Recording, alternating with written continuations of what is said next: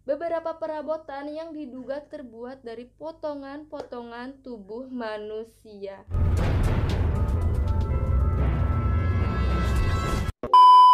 Halo, assalamualaikum warahmatullahi wabarakatuh.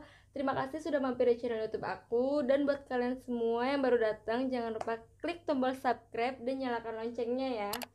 Oke, buat kalian semua para pecinta story killer, kali ini aku punya cerita tentang seorang psikopat yang menurut aku tuh bener-bener paling gila dan paling sadis yang berasal dari Amerika Serikat. Gimana enggak coba ya guys, dia ini bikin mangkok yang terbuat dari tengkorak kepala manusia.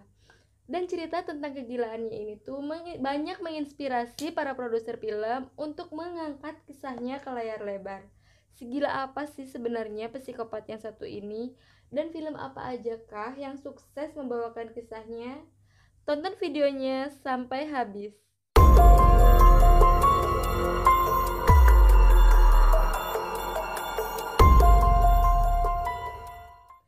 November 1957, Amerika Serikat, khususnya Plainfield, Illinois, digemparkan oleh kasus pembunuhan berantai dan pencurian mayat yang dilakukan oleh seorang pria parubaya yang bernama Edward Theodore Gaines atau yang lebih dikenal dengan nama Ed Gaines. Nah, jadi guys, Ed Gaines ini tuh tumbuh dalam keluarga yang sebenarnya agak tertutup dari lingkungan sekitar. Ayahnya yang bernama George Gaines meninggal dunia pada tahun 1940 dan ibunya yang bernama Augusta Gaines cenderung overprotective kepada kedua anaknya yaitu Ed dan juga saudaranya yang bernama Henry. Bahkan dari kecil mereka berdua ini udah dididik untuk ngebenci orang-orang yang ada di sekitar mereka. Tapi karena untuk memenuhi kebutuhan dan menghidupi ibunya yang sedang sakit keras, mereka pun akhirnya terpaksa harus keluar rumah untuk mencari pekerjaan. Walau terlihat sedikit agak aneh, masyarakat tetap menerima mereka bekerja karena mereka ini mau melakukan pekerjaan apa aja. Di tahun 1944, mereka berdua ini terlibat dalam sebuah kecelakaan di mana rumah yang sedang mereka renovasi ini tuh terbakar dan Henry ditemukan tewas dalam kecelakaan tersebut. Dan di tahun 1945, hidup Ed Gein ini tuh benar-benar berubah setelah ibunya meninggal dunia. Merasa terpukul dan kesepian, dia pun semakin menutup diri dari lingkungan sekitar. Sebenarnya sedih juga ya cerita tentang masa kecil dan kehidupannya si Ed Gein ini. Tapi kalian jangan salah nih guys, justru disinilah semua kegilaannya ini tuh dimulai. Setelah kematian ibunya, Ed pun mulai tertarik untuk mempelajari anatomi tubuh perempuan dan juga sejarah Nazi khususnya eksperimen medis. Hingga akhirnya tepat pada tanggal 16 November 1957, seorang perempuan pemilik toko perkakas yang bernama Bernice Warden dinyatakan hilang. Dan putra dari Bernice Warden yaitu Frank Warden yang kebetulan adalah anggota kepolisian setempat langsung turun tangan sendiri untuk menangani kasus ini. Dan dari laporan warga setempat, mereka ini tuh sempat mencurigai Ed lah pelakunya. Kenapa? Karena mereka ini tuh sempat beberapa kali ngelihat si Ed Gein ini tuh mendatangi toko ibunya, tapi dia tuh nggak beli barang apapun di situ. Jadi dia tuh mungkin kayak yang lagi mantau situasi gitu loh guys, kayak yang kira-kira aman gak ya nih gitu kan. Nah, berawal dari laporan tersebut, akhirnya Frank pun memutuskan untuk memeriksa rumahnya Ed Gein. Pas sudah nyampe di rumahnya Ed, Frank pun mencoba beberapa kali untuk mengetuk pintu rumahnya, tapi tidak ada jawaban. Hingga akhirnya dia pun berinisiatif untuk mendobrak pintu gudangnya. Dan apa yang dilihatnya ini sungguh sangat mengejutkan. Kalian tahu apa yang dia lihat? Begitu Frank berhasil masuk ke dalam gudang, dia tuh langsung ngeliat sosok tubuh perempuan yang digantung dalam posisi terbalik dan tanpa kepala. Dan yang lebih mengerikan lagi, dari bagian bawah sampai ke pinggang ditemukan luka sobekan panjang yang diduga untuk mengeluarkan organ-organ dalam dari si korbannya ini. Jujur ya guys, kalau aku yang lihat langsung mungkin aku udah muntah-muntah ya. Pokoknya bener-bener gak kebayang. Jadi kita tuh kayak lagi ngelihat proses penyembelihan hewan kurban gitu. Nah, setelah diselidiki lebih lanjut, mayat tersebut itu ternyata adalah ibunya. Rasa terkejut Frank ini belum selesai nih guys. Ketika dia memasuki bagian dalam rumah, dia menemukan beberapa perabotan yang diduga terbuat dari potongan-potongan tubuh manusia. Dan di dalam perpustakaan rumahnya, dia juga menemukan beberapa artikel tentang kanibalisme dan juga buku anatomi tubuh ternama yaitu Gray's Anatomy. Dan dari sekian banyak koleksi bukunya, ditemukan juga ulasan tentang kepopuleran tudung lampu Nazi yang terbuat dari kulit manusia.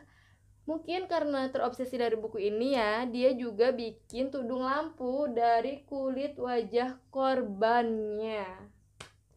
Mendapat julukan penjaga dari Plainfield, Edgen pun tersegan-segan menguliti jasad korbannya untuk dijadikan pelapis kursi nih guys.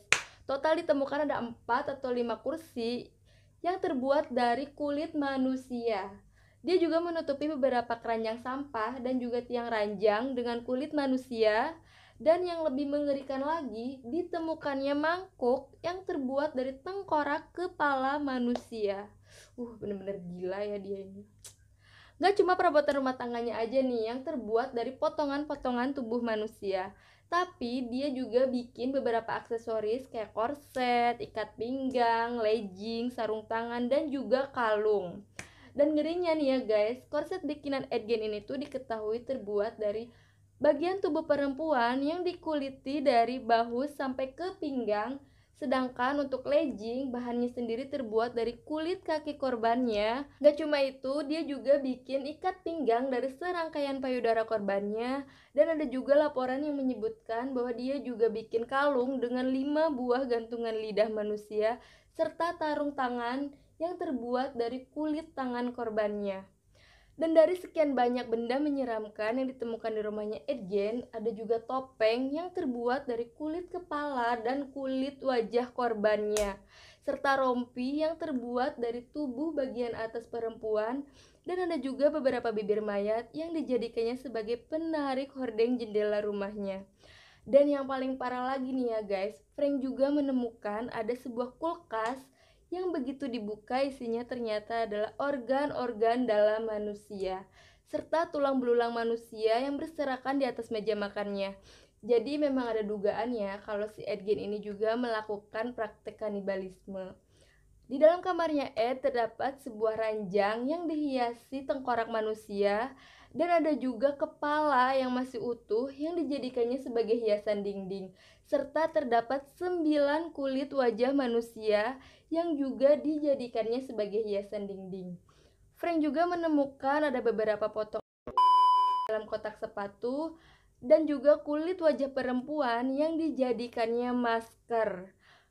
Kebayang gak sih kalian guys, kalian maskeran ya tapi pakai kulit manusia. Gimana coba, gimana gak ngeri kan ya guys. Nah pokoknya ya intinya tuh hampir semua hiasan-hiasannya, perabotannya, dan juga aksesorisnya tuh terbuat dari potongan-potongan tubuh manusia.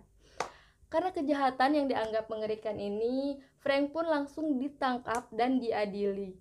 Selain atas dugaan pembunuhan Bernice Worden, dia juga dituntut atas dugaan pembunuhan terhadap seorang perempuan pemilik bar yang bernama Mary Hogan pada tahun 1954, tepat setelah si Mary Hogan ini dinyatakan hilang.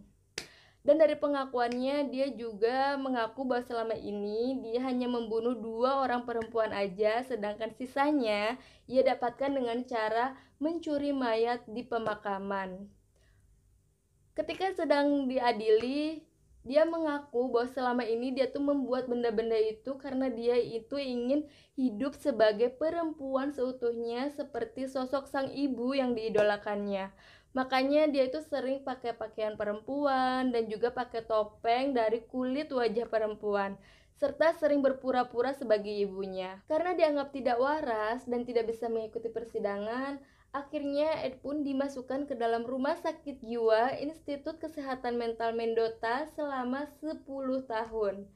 Setelah dianggap cukup kompeten, Ed pun disidangkan dan dinyatakan bersalah. Dia dinyatakan sebagai tahanan gila dan kembali dikurung di rumah sakit jiwa Mendota sampai akhirnya dia pun meninggal dunia karena kanker paru-paru dan gagal ginjal yang dideritanya. Dan cerita tentang kegilaannya ini ternyata banyak menginspirasi para produser film untuk mengangkat kisahnya ke layar lebar. Salah satunya adalah produser ternama yaitu Alfred Hitchcock dengan filmnya yang berjudul Psycho.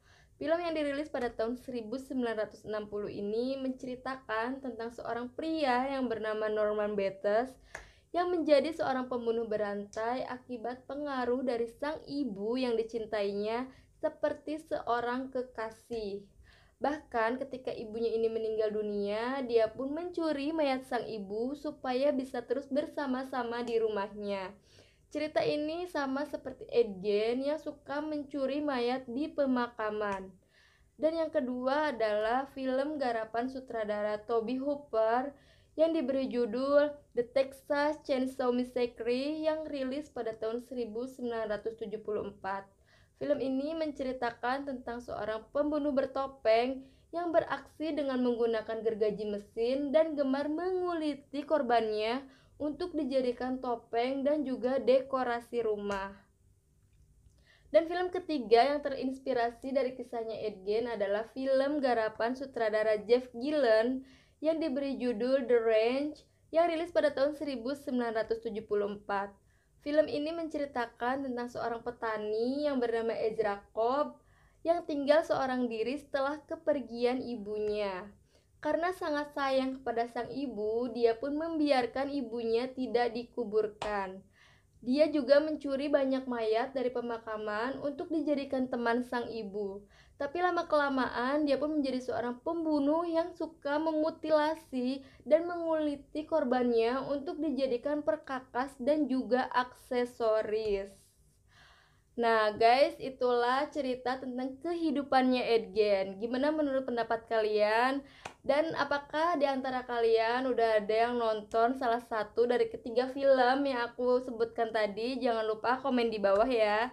Terima kasih sudah nonton video ini sampai habis. Sampai jumpa di video berikutnya. Wassalamualaikum warahmatullahi wabarakatuh.